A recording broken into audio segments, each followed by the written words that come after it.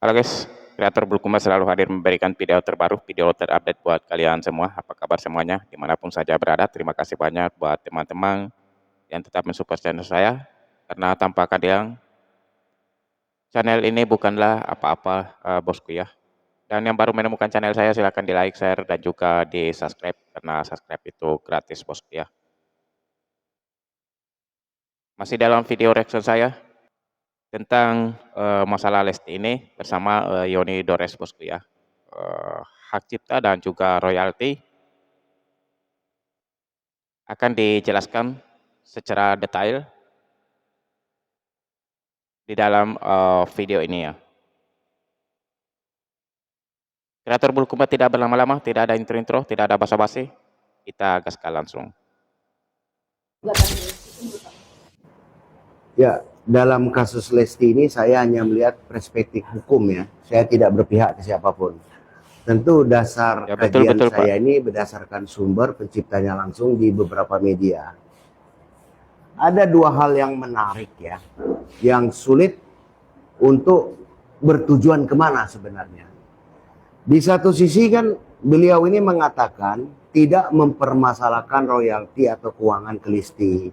Bahkan Tidak Maaf kata sempat menyebut mempermasalahkan haram royalti lagi. ya. Tapi di sisi lain, kenapa dia menerapkan pasal 113 junto pasal 9? Bukankah itu permasalahan hak ekonomi, royalti yang dipermasalahkan? Jadi kalau netizen Kenapa bisa begitu, beranggapan bosku ya? bahwa ini dalam tanda kutip seolah-olah sedang membangun personal branding dengan sensasional memanfaatkan satu popularitas seseorang, ya mungkin patut iya ya. Kenapa? Pertama, sempat juga kuasa hukumnya, bukan kuasa hukumnya ya, berbicara bahwa barang bukti itu yang dia miliki itu kan dapat dari download YouTube sama rilis digital. Oh, dapat. Kalau hanya dari rilis YouTube, digital dan YouTube, ini belum bisa menjadi alat bukti. Perlu diketahui, pelanggaran hak cipta itu di pasal 120 itu adalah delik aduan, bukan delik biasa. Karena dia memiliki hak eksklusif.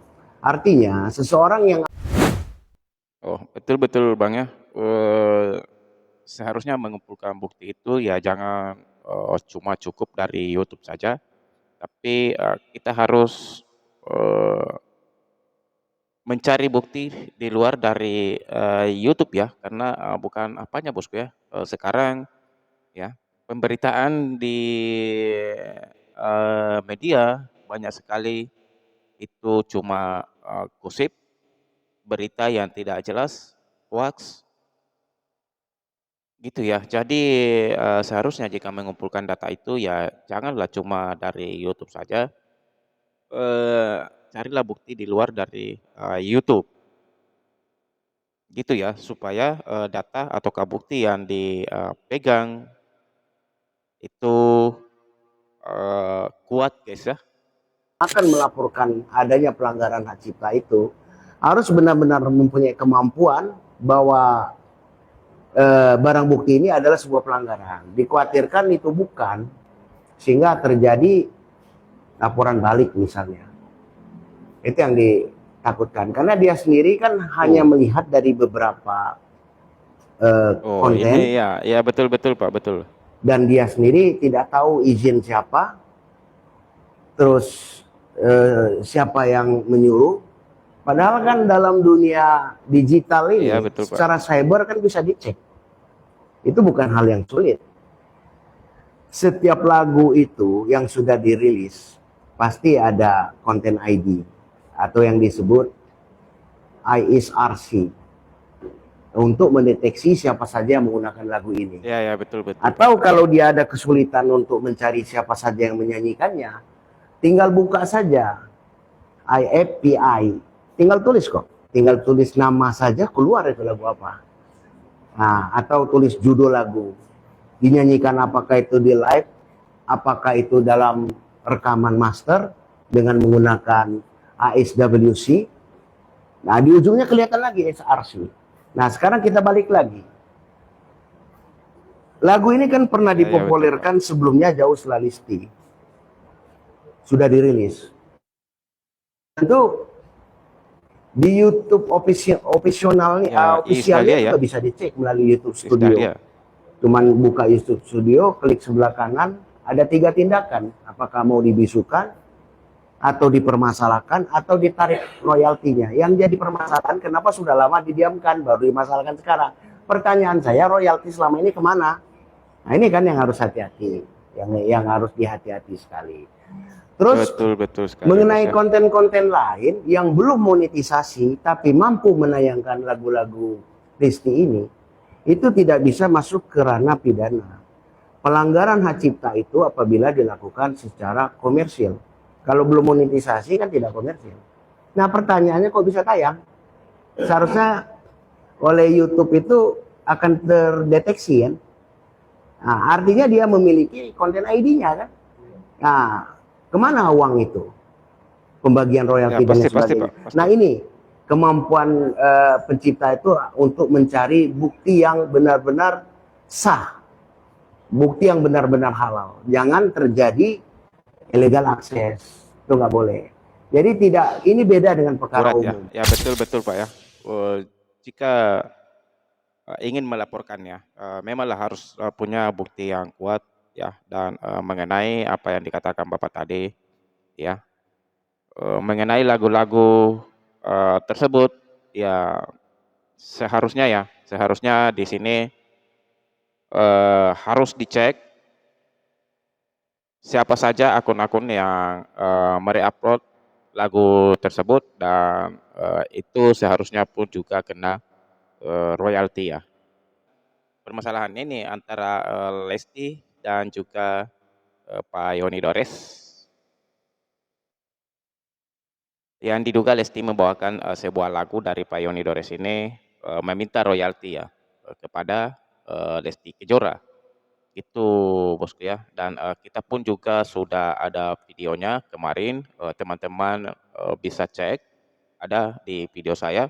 Jika Pak Yoni Dores itu tidak seharusnya melaporkan Lesti ya, itu kata Pak Yoni Dores ya, dan Pak Yoni Dores di situ menyalahkan asistennya itu yang baju hijau kan, yang kemarin keluar-keluar itu Bosku ya, dan dia menyayangkan itu pula. Dan adapun video dari Pak Yoni Dores ini, dia ingin ketemu secara baik-baik dengan Lesti, dan ya kalau dia pun juga mengatakan jika kasihanlah kita pencipta lagu, kamu sebagai penyanyi penyanyi ya membawakan lagu tersebut pasti akan dapat cuan gitu ya, dan sementara pencipta lagunya kasihanlah. Ya, di sini Pak Yoni Dores meminta ya sisihkanlah sedikit buat pencipta lagunya gitu ya, dan ya memang sih seharusnya memang begitu kalau lagu tersebut dipakai apa ya, untuk mendapatkan uang untuk dirinya sendiri, itu memang harus dikenakan hak cipta dan juga royalti ya, gitu. Nah, itu tadi penjelasan dari orang-orang hebat yang ahli memang di bidangnya, ya tidak, dan beliau ini tidak memihak antara Lesti dan juga Pak Yoni Dores, dia ada di tengah-tengah Bosku ya. Jadi kesimpulannya kita sudah mendengarkan juga apa yang dikatakan Pak Yoni Dores kemarin di salah satu videonya. eee ini ya bisa Lesti ini bisa menuntut balik ke yang asistennya Pak Yoni Dorus ya, yang pakai baju hijau ya, kemarin keluar-keluar itu ya. Oh, bisa menuntut balik ini, dan ini imbasnya pasti lari ke dia ini, karena Pak Yoni Dores ini jejak digital loh. Pak Yoni Doresnya juga tidak bisa memungkiri ini ya. Karena kemarin saya sudah katakan tadi, jika Pak Yoni Dores juga menyesalkan, adanya tindakan ini, pelaporan terhadap, eee hak, cipta ini ya, royalti, itu Bosku ya. Jadi, wah ini akan berbalik ini ya, ke baju ijo tadi, asisten dari Pak Yoni Dores. Wah bahaya ini, karena Pak Yoni Dores tidak menginginkan itu, cuma ingin, ketemu saja dengan si Lestinya guys, sebenarnya ya, kata Pak Yoni Dores sendiri. Jadi, di sini saya bisa menyimpulkan, penyebab, masalah ini terjadi, membesar seperti ini, itu dari asisten Pak Yoni Dores, yang baju ijo, itu. Ya, tapi, semoga, kita berharap, semoga ada kesepakatan lah di antara mereka. Oke, sampai di sini dulu video dari saya. Assalamualaikum warahmatullahi taala wabarakatuh.